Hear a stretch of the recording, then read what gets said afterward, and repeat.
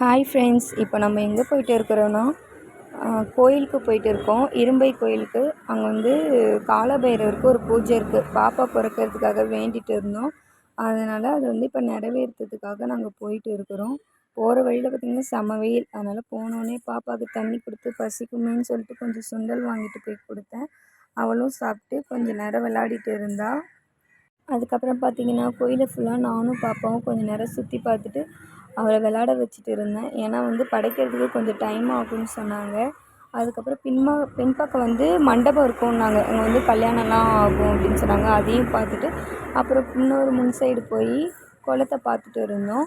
குளத்த பார்த்துட்டே இருக்கும்போது கொஞ்சம் நேரம் கழித்து வந்து எல்லாமே எடுத்து வைக்க சொன்னாங்க. சாமிக்கு படைக்கணும்னு சொல்லிட்டு பார்த்துட்டு அப்படியே கிளம்பிட்டு போய் எல்லாமே எடுத்து வச்சுட்டேன்.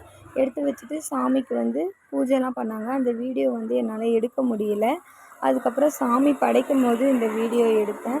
சாமி வந்து நல்லா அழகாக அலங்கரிச்சிருந்தாங்க. பார்க்கவே அவ்வளோ அழகாக இருந்தது.